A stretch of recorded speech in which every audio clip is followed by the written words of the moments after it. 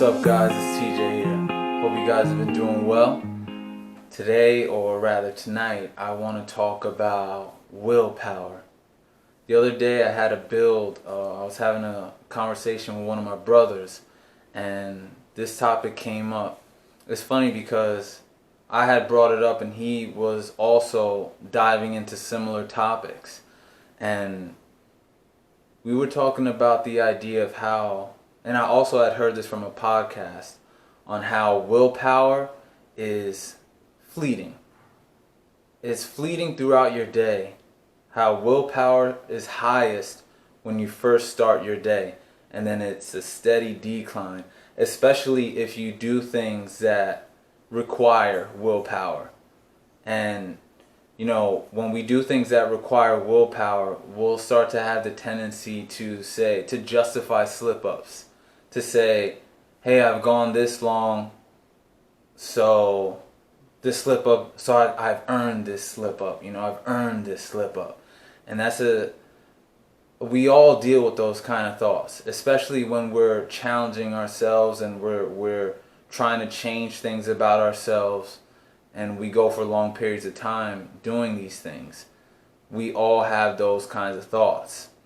So one of the things that he said that kind of like opened my eyes a little bit more, he was like, yeah, man, I agree with that, and what I'm trying to do is just expand my capacity. And it's funny, when he said that, like he was trying to expand his capacity. And in my mind, I was thinking about it like he's trying to, what will help is expanding the capacity for discomfort. And it's like you willingly do things that are uncomfortable. And like cold showers, for example. This is why among other things, cold showers are so good for your willpower. Because they're a willing subjugation. I don't even know if that's the right word. It's like subjecting yourself willingly to discomfort, and that expands your capacity to kind of withstand uncomfortable things. You know, especially when we're talking about those things that require willpower. And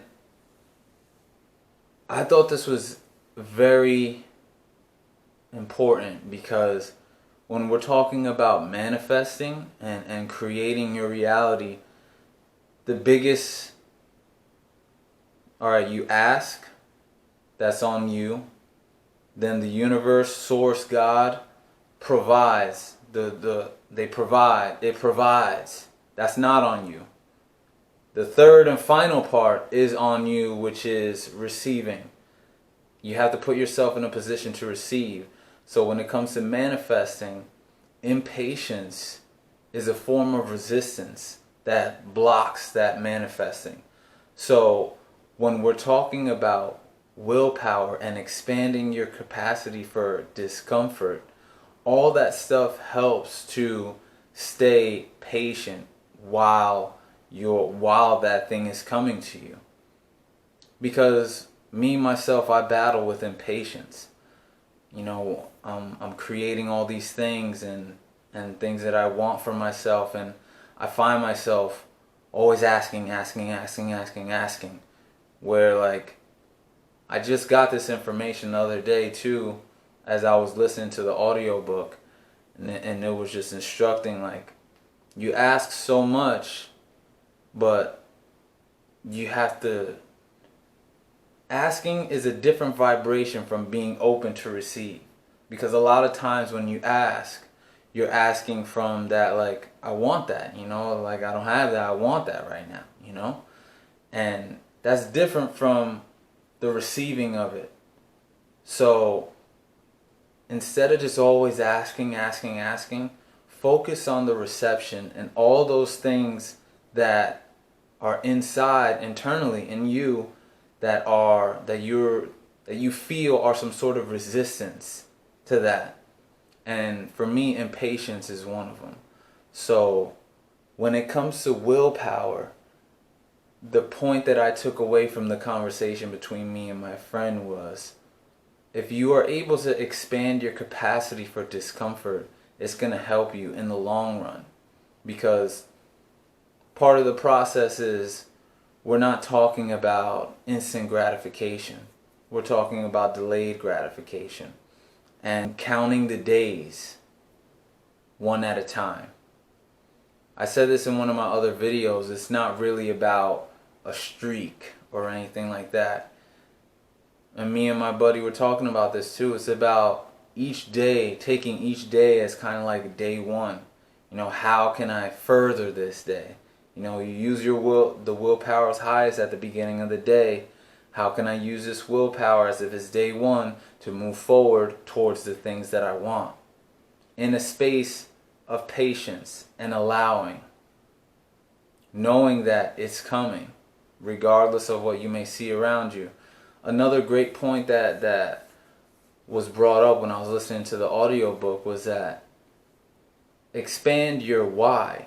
Don't really focus on the how or who exactly is gonna help you bring that stuff in, when it's gonna happen.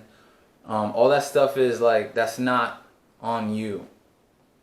And you don't even know when that stuff, you don't know that's out of your frame of reference. That's out of your radar. So you expand your why, it allows more focus to hone in on what you want. So it's more about the why than the how and the what and the when. So my last point that I want to bring up is a conversation that me and my other buddy were having. A point that was brought up in the conversation because he's been having some success with his manifestations regarding his acting. And it's funny because it's similar to the success that I'm having in my professional career as well. And I picked up something that I did that he also did as well. He kept his focus on his acting, and he would get, his acting gigs would be spaced out. So he wouldn't have consistent work basically. So he had his focus, the big focus of the acting. But it's just a very little small observation that I made. He was like, yeah, I'm going to go work with my brother though. I'm going to go upstate and work with my brother and see if I can get some work. And that's totally not acting related. He was just doing what he can where he was at. Still focused on his overall, acting things, but he was still willing to, motivate from his current now and kind of like validating where he's at. And he called me the next day like, yo, the acting gig I was telling you about? I got another one. And I was like, yo, that's so crazy that you allowed that in. And I think it's because I think that's a key, that you're validating your now. You're validating your now, but you still have your bigger focus.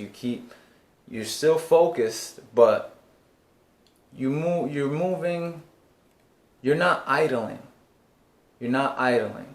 My buddy Darius was like, yo, there's a difference between being patient and idling.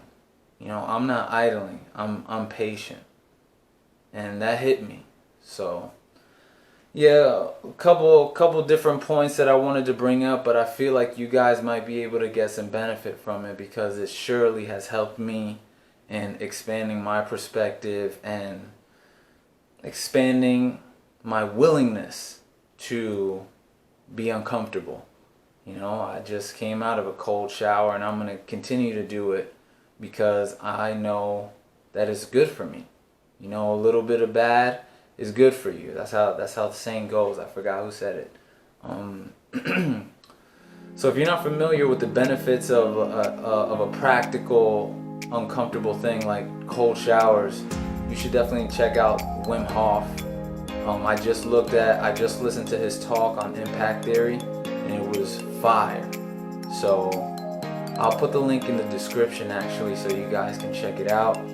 And I hope you guys got some from this video. You know the deal. Be sure to share, like, comment, and subscribe. And until next time, remember, a greater perspective can lead to a greater connection. Peace.